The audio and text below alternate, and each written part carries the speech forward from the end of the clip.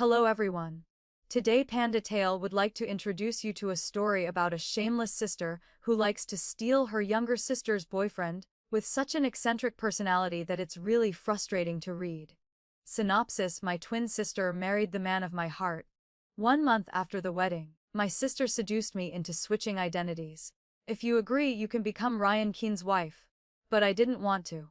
However, my sister wouldn't give up. With just a little scheming, she transformed herself into me, the unmarried second daughter of the Marquis household. And I became Ryan Keen's princess consort. But my sister didn't expect that this game would push her into eternal damnation. Please listen to the story. I sat uneasily in the bridal chamber, waiting for Ryan Chun to return. Originally, the person who should be sitting here was his wife, Sophia Zhao. But because of Sophia's pre-planned scheme, a sleeping drug, a sedan chair, the person brought into the prince's mansion was actually me. When I woke up, my personal maid was nowhere to be seen. In her place was Sophia's maid, Linda, serving me. Linda whispered in my ear, "Second miss, these days you'll temporarily play the role of the princess. Until the first miss gets tired of playing. You better not make a sound. Otherwise, once the truth is discovered, do you think the Marquis household and the Imperial Palace will believe that the first miss forced you, or that you schemed to switch places with the first miss?" Her threat sent chills down my spine. Linda was absolutely not speaking carelessly. Sophia dared to do this because she was certain that I had no way out. Compared to me, our parents would trust and love Sophia more. And the royal family would naturally protect this princess who had been recorded in the imperial registry. I suppressed my emotions and said to Linda, "No matter how much my sister and I look alike, those close to us will eventually recognize her after a long time. Does she think Ryan Keen is blind?" Linda snorted coldly. "You don't need to worry about that." Princess, hearing that title, I suddenly startled. I had once dreamed of becoming Ryan Keen's princess. Now it had become reality. But I was wearing Sophia's identity. An identity I desperately wanted but couldn't reach. Now something Sophia could bestow at will after growing tired of it. My sister Sophia was an extremely capricious person. Whatever she wanted, she had to have immediately, but she loved novelty. Anything in her grasp would soon lose its appeal, then be discarded. Our parents spoiled her completely. When she wanted to learn a fine instrument and insisted on lessons, our parents found one of the most famous music teachers in the capital to teach her. But in less than 2 months, she lost interest. The music teacher was about to leave when I begged him if he could stay and teach me a little. He agreed, but Sophia hated the instrument disturbing her. So from then on, no instrument sounds were heard in the mansion. Later, when I came of age, the court arranged my marriage to Prince Ryan Keen. When I heard the news, I couldn't sleep for 2 days. Every time I closed or opened my eyes, I couldn't hide my joy. Heaven had mercy, I could marry the man of my heart. But soon the imperial edict was changed. The bride changed from me to Sophia. It turned out Sophia said she also wanted to marry Ryan Keen. So our parents went to the palace to report that the second daughter, Spring Zhao, had fallen ill from falling in water and couldn't recover in time for the wedding. The marriage could be replaced by the eldest daughter, Sophia. The royal family approved. Everyone was overjoyed, except me. But now they had only been married for a month, and Sophia was already bored. Her interest in learning music had lasted longer than this. As I was thinking, the door suddenly opened. I startled and immediately lowered my head, afraid of being exposed. I carefully looked up and gasped. Ryan Keen sat in a wheelchair being pushed in by someone. A black silk band covered his eyes, his complexion pale and cold. What had happened to Ryan Keen's eyes? When did this happen? Yet no news had leaked out. I looked toward Linda. Her expression was calm, showing no surprise at all. Then I understood everything. Sophia always pursued the best. How could she endure facing a disabled husband every day? So switching identities with me was her best choice. She could both experience being a princess with glory, and return to being the Marquis's second daughter to continue seeking a good marriage. What a perfect plan, only who knew how long it could remain perfect. An idea gradually formed in my mind. As the wheelchair approached closer, a light fragrance wafted by. "Please serve His Highness the Yen Prince in changing clothes."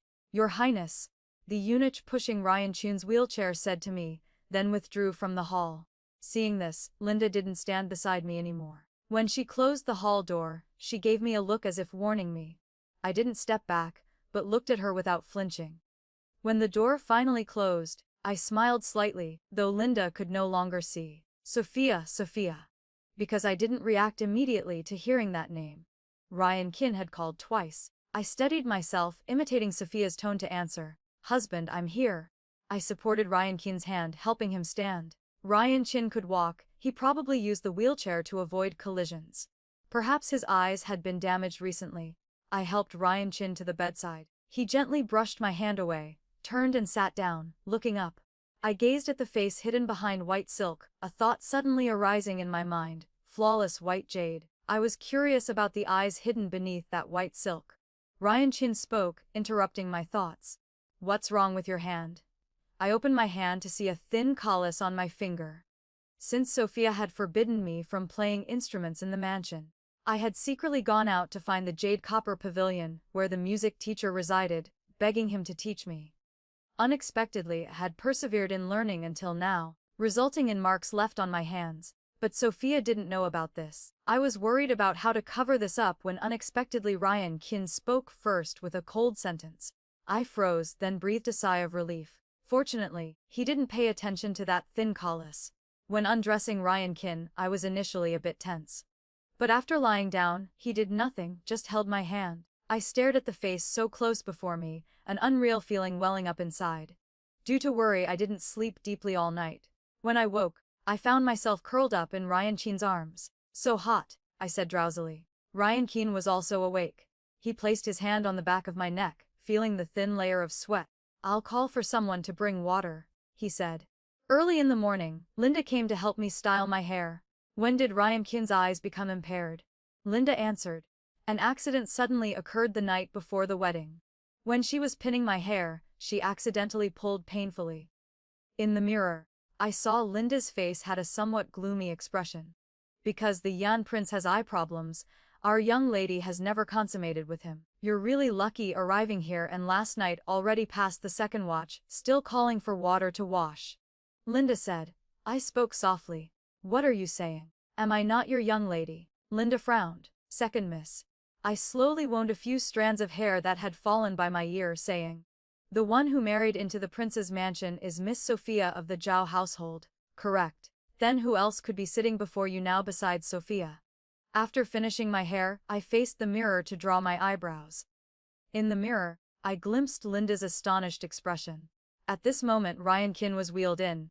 I placed 2 pairs of earrings in his hands. Which pair does he think is prettier? Linda immediately became tense, afraid I would offend Ryan Kin, and reminded, Princess, how can the Yan Prince decide? Ryan Chin slowly said, is this how you usually teach your household's young lady? Linda froze, immediately bowing her head to apologize. At the same time, Ryan Chin released the earrings in his hand, telling me, the pair on the left. I smiled in agreement. I almost forgot about this the whole day. But in the evening, when I brought nourishing soup to Ryan Kin, he suddenly raised his hand to touch my ear. Then his finger lightly touched the blue pearl on the earring, exactly the pair he had chosen. The corner of Ryan Kin's mouth bloomed with a slight smile. After finishing the soup, Ryan Chin asked if I could write. I said yes. He asked me to write a letter for him. After grinding the ink, Ryan Kin dictated while I transcribed. The last line was signed James. I curiously asked, is James your middle name? Ryan Chin nodded. Yes, my close friends call me James. A thought flashed through my mind. I also have a pet name called Emma. Ryan Kin said. I've never heard you mention it. Only very close people call me that. Ryan Kin called out, Emma. I smiled and answered, yes, husband.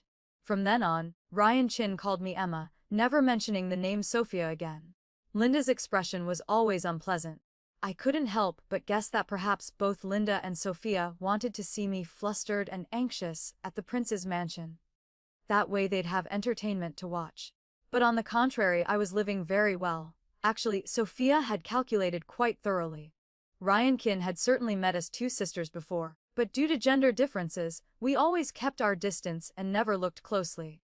After the wedding, due to his eye problems, he couldn't see faces clearly. As for my personality being different from Sophia's, this was even easier to explain. This was the honeymoon period. If I was more lively, it could be called cute and spontaneous. If I was gentle, it could be called tender and thoughtful. I had calculated carefully, So I didn't try too hard to pretend to be Sophia. What kind of Princess Sophia of the Yan Prince's mansion would be depended on what Emily Zhao was like. Therefore, Linda was very displeased with me, friendly and warm in front, but easily showing dissatisfaction behind my back. But her master Sophia was much more patient than her. Once I met Sophia on the street. I was sitting in the sedan chair and didn't get out.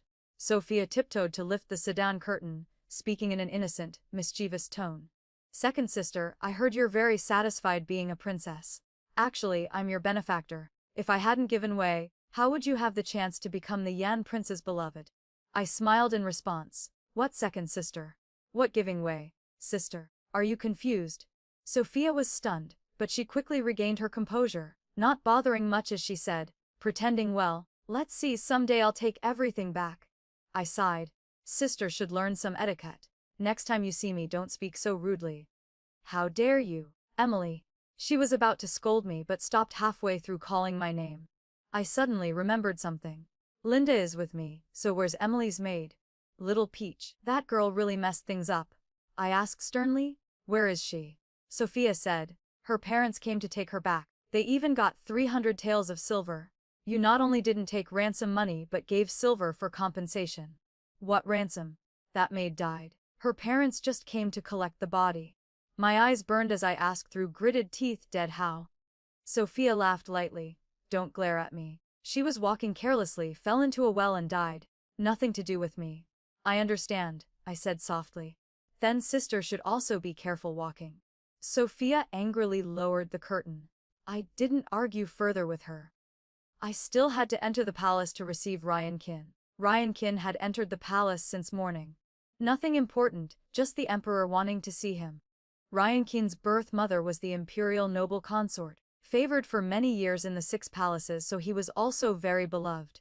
When I met Ryan Qin, he was touching flower buds in the imperial garden. I described to him one by one which flowers were blooming. Ryan Qin listened, then asked which flower I liked most. Crabapple. I blurted out. That was also my mother's favorite flower. I remember when I was born, the whole courtyard was filled with crabapple blossoms. Mother joyfully told father, I look at those crabapple flowers blooming on the branches, so beautiful. I want to name our child Crabapple.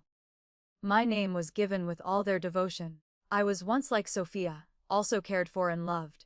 If that incident hadn't happened, things wouldn't have turned out like this. When I was 5 years old, I witnessed my father and my aunt being intimate in bed. I went to tell mother. As a result, father scolded me for meddling and ruining his good affairs. Mother was also angry at me for breaking her dream of marital harmony and trust. Sophia gradually discovered that even if she bullied me, our parents would pretend not to see. From then on, she became even more unrestrained. My interest in viewing flowers suddenly faded. As Ryan Qin and I were preparing to leave the imperial garden, Princess Rose suddenly appeared on the path, giggling as she threw a small stone at him. The eunuch accompanying us frowned and said to Princess Rose, Princess, please be careful.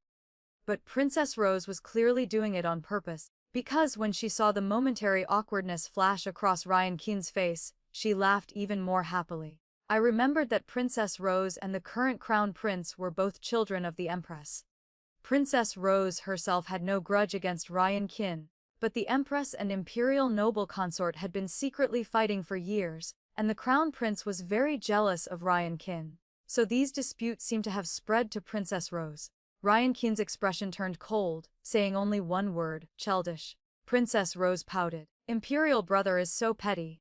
I remained silent until after the princess left before bending down to ask Ryan Qin, we still need to see His Majesty, right? I made a suggestion. We should at least report this. Ryan Qin said indifferently, it's just a small stone, not enough to smash my head. Why report it? Apply some pink powder on your hand to fake an injury from being hit. Ryan Qin was a bit surprised, saying you're quite experienced. I shook my head, almost letting something slip. This small scheme wasn't Sophia's style. She was pampered and didn't need to fight for pity and attention like I did. I changed my words. I was just thinking this idea isn't good. Really unnecessary. Ryan Qin gently said, I'm used to dealing with poison. Not long after, I heard that Princess Rose fell ill.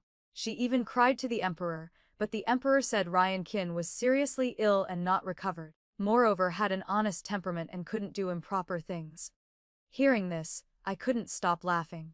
I turned my head and saw, outside the window in the courtyard, a crabapple tree had suddenly appeared. Linda told me the crabapple tree was planted on Ryan Kien's orders. When she said this, her tone was as gentle as usual, without the dissatisfaction of other times. Later, Linda continued, last night someone from the palace came to the Marquis's household. The intention was to arrange a marriage between the second daughter Emily and the crown prince. The second daughter Emily was actually Sophia now, so Sophia wanted to become mistress of the Eastern Palace. No wonder Linda was so triumphant today. Soon Sophia had to enter the palace to meet the Empress Dowager and Empress. She specifically requested I, her sister, accompany her. On the way, Sophia softly said to me, "Sister is really blessed. First betrothed to the Yan Prince, now chosen as the Crown Prince's consort." When Sophia finished speaking, I suddenly remembered a small incident. When I was already the Yan Prince's princess, I once met the Crown Prince alone in the palace. He and I exchanged a few words about winter plum blossoms this year, but I always held a jade fan covering half my face, refusing to fully reveal myself. When I was about to leave, the Crown Prince pressed to ask about my identity. "This humble woman is Emily." I answered lightly, then turned and ran. I was Emily, that wasn't wrong. But if the Crown Prince really went looking, the person he'd meet would be Sophia. I looked at Sophia beside me, smiling as I said, "Sister was willing to give up the position of Yan Prince's princess to me. If someday I want to take back this Crown Princess position." Sophia's expression immediately turned cold. "Don't daydream. Just joking. Yet look how tense sister is." Sophia remained unhappy the whole way, not speaking another word to me. I took this opportunity to think about Ryan Kien, wondering if he had returned yet. This morning we entered the palace together, but I followed Sophia to the inner palace while he went to the Hall of Mental Cultivation. Thinking of this, I suddenly realized I had gotten lost from Sophia. I was about to turn back to look when Princess Rose caught sight of me. She pulled me aside to chat for a while. I originally had some ill feelings toward Princess Rose and was looking for an excuse to leave. But just as I was about to speak, Princess Rose laughed lightly and said, "You want to go back to find Imperial Brother?" "That's right," Princess Rose slowly said. "Imperial Brother is probably sleeping at Clear Cool Pond right now." I asked, "How does Princess know what the Yan Prince is doing?" Princess Rose laughed again. "Ask a few people and you'll know. Besides, you don't need to worry, the Yan Prince won't see you return and be anxious, because in his heart, you've already returned." She paused slightly, then continued, "Imperial Brother is truly pitiful. His eyes can't see, he can only recognize people by voice." The uneasy premonition grew stronger in my heart. Princess Rose casually said, "I have a maid named Ruby. She's very good at imitating voices. Can you guess if she can imitate your voice?" I couldn't breathe smoothly, coldly saying, "The Yan Prince will kill her. Compared to that, you should worry about how to explain to Imperial Father. Consorting with palace maids in broad daylight isn't glorious. Moreover, if Ruby commits suicide, your Imperial Brother will be even less able to explain clearly." I turned and walked away. I needed to immediately return to find Ryan Kien, though I was very afraid of witnessing what might be an extremely shameful scene. There was no one at Clear Cool Pond. As for the palace behind Clear Cool Pond, there were no palace servants standing guard outside who knew where they had been sent. I ran to Clear Cool Palace. When I was just an inch from the closed door, I heard sobbing from inside. I pushed the door hard. The first image that hit my eyes was Ruby kneeling on the ground, shoulders trembling nonstop. She was still dressed properly, but Ryan Kien's robe hem standing before her was somewhat disheveled. Ryan Kien's expression was extremely cold and alert. I was about to call out to him but hesitated, and before I could react, he had already swiftly drawn his sword. In that instant, the blade fell. A deep cut opened on Ruby's neck, fresh blood spattering everywhere. I cried out in horror. Ryan Kien's attention immediately turned to me. He stepped over Ruby's corpse, walking straight toward me following the sound. "Husband." My words hadn't finished before they were cut off by Ryan Kien's next abnormal action. He used his hand to tightly squeeze my neck. The fierce pressure made it impossible for me to utter a word. I struggled to raise my hand, pressing hard on the wrist Ryan Kien was using force with. Unexpectedly, he let go. "Emma." Ryan Kien's voice suddenly became panicked. Ryan Chin removed the silk covering his eyes, his heavy expression clearly visible. He tried hard to look at me, but still had great difficulty seeing. I touched his eyes, gently comforting him word by word. Ryan Chin had a headache for half the day, making his eyes red too. When weak, he wanted to hold my hand, but after searching for the position several times, he withdrew his hand again. I took the initiative to reach out and tightly grasp his hand. I said, "I'm not afraid of you," I said. The Crown Prince personally came to the Yan Prince's mansion, saying he was apologizing on behalf of Princess Rose. Ryan Chin said the Crown Prince first said he had done his utmost to suppress this matter, then said he had strictly punished Rose. On the surface, it seemed he had done everything. Though clearly Princess Rose alone couldn't have completely arranged this plan, the Crown Prince only showed up now, making it impossible to grasp his weakness. This matter seemed like it would be let go. Late at night, I was alone in the bath, looking in the mirror at the red marks on my neck from being squeezed. I remembered Ryan Chin's rage when he discovered being played with, uncontrollably thinking, if he discovered Sophia and I had switched identities, would he decisively snap my neck? Suddenly the bathwater splashed. In an instant, a man's chest pressed against my back. My face burned. I tried to avoid him but then remembered he couldn't see, so I turned around and courageously fell into his arms. Ryan Chin removed the silk covering his eyes, his gaze lowered. "I'm sorry." He touched my neck. "Does it still hurt?" I didn't lie to him, just nodded. I was about to speak but before I could open my mouth, Ryan Chin spoke first. "Since it still hurts, we need to continue using medicine tonight." I froze for a moment. I lifted his lowered face to look straight into those no longer hidden eyes. I asked, "You can see now?" "Not very clearly," I said joyfully. "But at least you can see now." Ryan Chin raised his hand, his fingers gliding lightly across my cheek, slowly tracing each contour. Then his fingers stopped at the corner of my lips. At the third quarter of the pig hour, candlelight reflected on the screen showed the silhouettes of two people embracing and kissing. Near the Lantern Festival, Sophia had married into the Eastern Palace. She suddenly became the crown princess, surpassing me by a rank. She often invited me to meet, watching how respectful I was.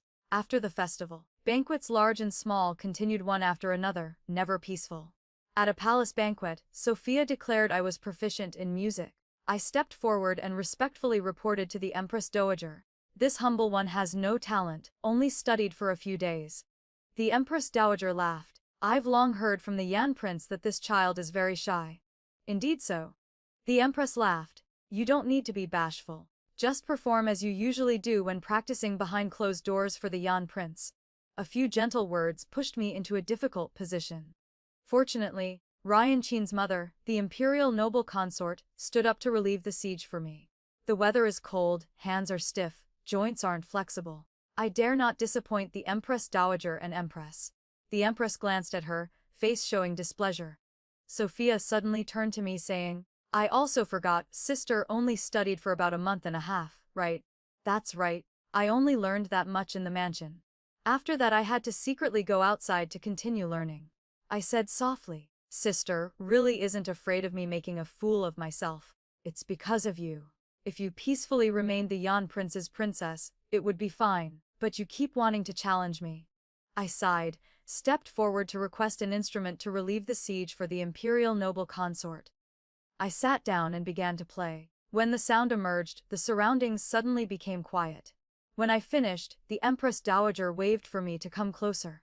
"Come here quickly. Let me get a good look." No one knew before that Ryan's bride had such skilled hands. After receiving the reward, when I returned from the Empress Dowager's side, the imperial noble consort also pulled my hand saying, "Come sit with me." When the banquet ended, Sophia looked at me thoughtfully and said, "Very good." Sister even dared to secretly continue studying. Though it was secret learning, it's thanks to our parents carefully choosing a talented teacher for sister who spared no effort in teaching. Mother came to the prince's mansion to find me. I thought it was something important, but it turned out she wanted me to make a trip to the Eastern Palace on her behalf. "I'm not convenient to go, but you children are sisters, sister-in-law and brother-in-law. Frequently visiting is fine," Mother said. I asked if there was something important. Mother lowered her voice. "I've found a very effective folk prescription for bearing children. I want you to bring it to Sophia." Though I didn't want to, I couldn't help but ask, just for sister alone.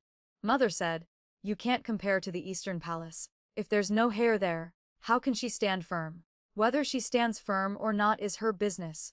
I don't want anything to do with it. Mother glared at me. Emily, you've become stubborn, haven't you? I said calmly. Mother, have you forgotten? I'm Sophia, not Emily. Are you acting? Why are you still thinking real? I smiled. What acting? If I'm not Sophia, then this is deceiving the monarch. When that time comes, our whole family can embrace each other and die together. Emily, your words are becoming more and more disrespectful. I laughed even louder. I am Sophia. How absurd. Mother was extremely angry and threw a fan at me. But faster than that fan was a hand that suddenly appeared before me. After a swift movement, the fan was caught tightly. I then realized it was Ryan-kun who had arrived. Mother-in-law, be careful, Ryan-kun said coldly. Mother awkwardly apologized, saying her hand slipped. Seeing Mother's appearance, I still decided to enter the Eastern Palace. The palace servant leading the way for me said the crown princess was inside, then they stopped outside the door. When I entered and saw that scene, I couldn't help but gasp. The crown prince was sitting on the floor, clothes disheveled, drunk with two people in his arms. Beside the screen, one person had collapsed in a small pool in the middle of the room, and there was another person. All were women wearing thin clothing. The crown prince suddenly woke up, opened his eyes, his gaze stopping on me. Then he quickly stood up, walked over and hugged me tightly. Emily, he called lazily. I am Emily. She's not here? The crown prince frowned, trying to look more carefully. He looked at me for a long time, then said, You are Emily. I slowly said word by word, I am the Yan prince's princess.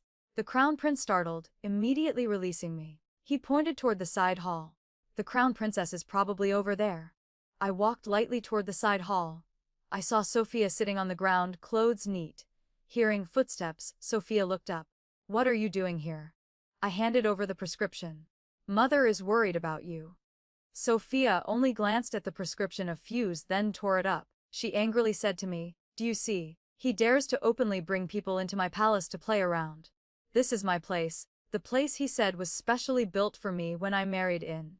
I looked at the red mark on her face, silent for a moment. Sophia suddenly raised her hand to cover her face, losing control as she said, Switch back, Emily, let's switch back.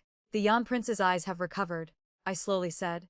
Now he's memorized my image deeply. Sister, you're talking nonsense. Clearly you and I are no different. Not so. I touched my nose bridge. Hair is different. Hair also has slight differences. I pointed to the corner of my eye. When young, I had stood before the mirror countless times wanting to see where exactly Sophia and I differed. Why did our parents love her more? Sometimes I even tried to massage those small differences, thinking that way I could become exactly like Sophia. She had completely lost her reason. I don't care. If we don't switch back, I'll make a huge fuss. I laughed coldly. At the Yan Prince's mansion, I'm Sophia. At the Eastern Palace, it's Emily. What's there to switch or not switch? Amelie. Sophia gritted her teeth. Are you addicted to impersonating me? The person who married into the Yan Prince's mansion as princess is the eldest daughter Sophia. The one who accompanied as dowry maid is Linda. Haven't all these things happened to me? Sophia was too angry to speak for a long while before spitting out, The cuckoo occupies the nest. While we were arguing, suddenly there was commotion outside. I walked out and saw the emperor. Seeing the crown prince behaving so outrageously, the emperor was extremely furious. He even seized a guard's sword and placed it on the crown prince's neck, roaring, You truly are an unfilial son. The crown prince was scared sober immediately, hurriedly kneeling to apologize. Sophia also staggered over to plead for forgiveness on the crown prince's behalf. The emperor said in a deep voice to Sophia, Crown princess, stand up. We don't blame you. I stepped forward to help Sophia up. She couldn't control her anger and brushed my hand away. The emperor then noticed me and casually asked why I was here. I looked at Sophia's still, red cheek and said, This humble one came to see if the crown princess was all right. The emperor followed my gaze and immediately understood that Sophia had just been slapped. The emperor's breathing quickened. Crown prince, for your disrespectful behavior, you're confined to the Eastern Palace. Without our command, you cannot step out half a step. As soon as the order was issued, Sophia immediately collapsed to the ground without any strength left. If the crown prince fell from grace, who else could she rely on? When I left with the emperor, Sophia's gaze never left me for a moment. After returning to the Yan prince's mansion, I told Ryan Chin that the emperor had flown into a thunderous rage. Ryan Chin looked at the crabapple tree outside the window for a while, then smiled and said, "Then there's still much more for him to be annoyed about." I originally thought it was just a joke, but in the following days, memorials impeaching the crown prince appeared one after another at court. The emperor read each one. When he read the memorial related to salt and iron, he almost overturned the entire desk in the Hall of Mental Cultivation. The confinement order not only wasn't lifted but was followed by successive reprimands. Princess Rose went to plead on the crown prince's behalf, but the emperor's anger also punished her. Soon she had no more time to worry about the crown prince's affairs. Her prince consort was discovered having an affair with a palace maid. Now that palace maid was pregnant, the princess's mansion also became chaotic. The empress, seeing the situation, decided not to interfere in her children's affairs anymore, only taking refuge in the central palace to preserve herself. The eastern palace was now shaken to its roots but hadn't completely collapsed yet. Until 3 months later when Ryan Kin was suddenly assassinated. This completely angered the emperor.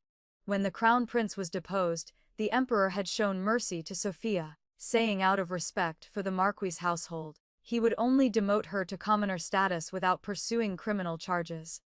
I thought the struggle between Sophia and me was about to end. She could return to being the daughter pampered by her parents. As for Linda, I couldn't let her stay by my side anymore. But Linda suddenly disappeared. I guessed she had returned to find Sophia. The Marquis household showed no movement. I continued being Ryan Chin's princess at the Yan prince's mansion under Sophia's identity. I always hesitated, not knowing how to tell Ryan Kin the truth, but because he was busy dealing with Eastern Palace matters, often leaving early and returning late, I rarely saw him. This morning while drowsily turning over, I accidentally touched the arm beside me and immediately woke up. I saw Ryan Chun sitting beside me. Right after, I felt my palm cold. Something seemed to have been placed in my hand. Before I could look, I asked why he was still here today. Ryan Kin said, "Originally I had to leave, but seeing the crabapple in the courtyard had bloomed, I wanted to call you out to see." I looked down at my palm. It was a crabapple flower damp with morning dew. I joyfully pulled him to the window to admire the crabapple. Everything my heart desired was right before my eyes, but I still felt unreal. Since the emperor decided to establish Ryan Chin as crown prince, he had been staying in the imperial palace for several days without returning. Meanwhile, I received a letter from the Marquis' household saying my mother was seriously ill. I returned alone. When I returned, mother's fever had broken. In her delirium, she called out, "Sophia, I'm here." I showed no emotion, holding her hand all day. She thought I was Sophia the whole time. Conversely, the real Sophia never appeared. When the maid came to deliver medicine and accidentally spilled it on me, I went to change clothes. By the time I returned, mother had finished the medicine and fallen asleep. I sat quietly beside mother all afternoon, suddenly realizing something. I immediately left and returned to the prince's mansion. When I arrived at the prince's mansion, the guard stopped me, asking suspiciously, "Didn't the princess already return at noon? When did you go out?" Another guard reminded, "This is the princess's sister." My heart immediately understood everything.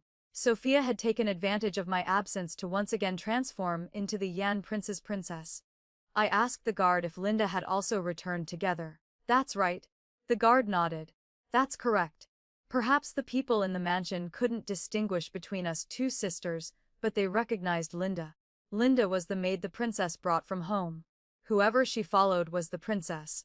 I entered the prince's mansion and indeed saw Sophia and Linda. Sophia was wearing clothes identical to what I wore when going out this morning. Her makeup had also changed. The inherent differences between her and me had all been deliberately redrawn. Initially she didn't notice me, as she was bowing her head playing the zither. My music teacher was kneeling beside her teaching. Sophia wasn't learning to play for no reason, she was deliberately trying to become me. Linda saw me and loudly scolded, "Why didn't you announce yourself before daring to enter?" Hearing this, Sophia looked up, smiling as she said, "Sister, you've come." She then scolded Linda, "Open your eyes wide and look who this is. When my sister comes to visit me, Why would she need to announce herself? Linda continuously apologized. I calmly said to Sophia, learn if you want, but sister should at least give the teacher a chair. I see he doesn't teach me as dedicatedly as he teaches sister, so let him kneel. I said sternly, Sophia Zhao, let him stand up. Sophia squeezed hard, a zither string immediately snapped. Then she told Linda Lin to get a chair. The teacher said softly, I'll go get a new zither. He stood up. When passing by me, he slightly raised his head to greet me. I left without saying a word. On the way, I picked up a stone. The corners of my eyes and lips were all scratched, my face dirty. I ran into my parents' arms in this miserable state. Sophia. Sophia. Father looked at me hesitantly. How did you end up like this? It's me, I'm Sophia. I cried while saying, Father, Mother, save me. Emily won't return the princess position to me. She even drove me out and let the guards beat me. My parents looked at me with harsh. Emily, how could you do this? I cried nonstop. Mother quickly comforted me. Father immediately sent people to the prince's mansion to bring Emily back. The person brought back after half an hour. Sophia had just alighted from the sedan when father scolded her thoroughly. Sophia, your sister, remembering that you liked the Yan prince, gave up the princess position to you for a time. Yet now you won't return her status anymore. Sophia was stunned. Before she could react, she pointed at me sobbing in mother's arms. Everyone listened to her nonsense. I'm Sophia, she's Emily. Mother hugged me tightly, saying to her, stop pretending. This time Sophia truly couldn't explain. Parents, please look carefully, I'm Sophia. At this moment, Linda brought the music teacher over, hurriedly saying, Master, Madam, please don't just listen to Miss Emily. You should hear from others too. Linda asked the teacher, were you just teaching Miss Sophia? The truth is many years ago the Marquis specially invited me to teach Miss Sophia. The teacher pointed at me. After entering the mansion, the one I taught was her. He paused. But today the one who invited me to the mansion was the princess. The teacher had been invited many years ago to teach Sophia, but afterward he only taught me. This wasn't wrong. The one who just invited him to the mansion was the princess. This was also correct. Sophia also heard the truth. She looked at the teacher in shock, saying, you're also siding with Emily. Nuff. Father completely lost his temper. He pointed at Sophia and said, if I had known earlier that you, Emily, were so stubborn, I would rather send you back to the countryside to cultivate your temperament than let you stay here causing trouble. Father, I'm not her. Before she could finish, Sophia was already restrained by several wet nurses. Sophia was stuffed into a carriage when Ryan Kin arrived. When he saw the scene before him, he frowned. Why such chaos? Father apologized. My younger daughter Emily suddenly went mad wanting to attack the princess, so she's been tied up in the carriage to be sent away. Watching the carriage leave, Ryan Kin suddenly asked, how many daughters does the Zhou family have? 2. Father hesitated. Just one? That's the princess. Ryan Kin nodded. I understand. He walked straight to me. So Durfil, I said. I asked, why did you come here? Emma, I came to take you home. Hearing him call Emma, my parents startled looking at me. Before they could react, their lips trembled, unable to speak. They wanted to step forward to chase after the carriage, but because Ryan Kin was here, they could only watch helplessly as the carriage carrying Sophia left further and further away. Ryan Kin was applying medicine to my face. I looked at him and slowly said, I am Emily, not Sophia. Ryan Kin paused his hand, then brushed the loose hair behind my ear, his voice gentle. Emily practiced zither for years, so her fingers have calluses, but Sophia doesn't. I was shocked. You knew. From the first night when you gave me your hand. That's right. You also knew I could play the zither. Ryan Kin left and returned with a zither in hand. He said your old zither had its strings broken by Sophia, so he's giving you a new one. I asked in amazement. You also know the teacher. Ryan Kin smiled. Don't you really remember me? Reminded by him, fragmented memories from the past suddenly connected. At the Jade Copper Pavilion, the teacher and I were studying a new musical score. Some passages even the teacher found somewhat difficult to handle. I'll ask James. He said several times like that. I curiously asked who James was. The teacher smiled gently. A young master who also often comes here. He's currently in the room next door. Want to meet him? Afraid of strangers, I shook my head saying I didn't want to. No problem. The teacher said confidently looking at me. You'll definitely meet later. You'll certainly meet. Epilogue. Everyone in the capital said that when it came to zither playing technique, if I claimed second place, no one would dare claim first. Actually, that wasn't true. Above me there was still James. Both James and the Zhao family's second daughter were regular visitors to the Jade Copper Pavilion. James, sometimes busy with court affairs, might not visit for a long time. Each time he had free time to visit, his first question to me was always, "Is she here?" If I shook my head, James would carry a gaze full of regret. Less than 2 years later, James told me he was about to marry the Zhao family's second daughter. I was very happy, saying that was good news. But right before the wedding day, the Zhao family's second daughter fell into the water. James jumped in to save her. When they reached shore, the Zhao family's second daughter was still unconscious. James's eyes could no longer see. The imperial physician said his eyes were contaminated in the water. When they would recover couldn't be determined. The Zhao family's second daughter didn't know this, and James didn't let me tell her. So she always thought I was the one who saved her. But I wasn't such a kind person. I even thought James was too kind-hearted, hastily jumping into water to save someone, resulting in becoming blind. Not to mention playing the zither, even his future as a prince was about to be ruined. When James appeared again, he was sitting in a wheelchair with silk covering his eyes, looking weak and haggard. I asked if he regretted it. He said he did regretted not realizing sooner to prevent the marriage switch. James struggled for a long time, unable to figure out how to turn the situation around, but Sophia inadvertently helped him. When James recounted this to me, he said pretending not to know was truly exhausting, but the corners of his mouth still bloomed with a smile. I heard that since being sent back to the countryside estate, Sophia had gone mad, talking nonsense all day about her identity being stolen. When James mentioned this, he said it wasn't his doing. I knew that because I was the one who made her kneel to teach me zither, that didn't matter. But she broke my zither strings. That zither was one I had traveled from south to north seeking rare materials to make. There was only one in the world. I had given it to the Zhao family's second daughter. After the zither was destroyed, I applied poison to the new zither, then watched with my own eyes as she reached for pastries to eat. The dosage wasn't much, not life-threatening, just that after stimulation,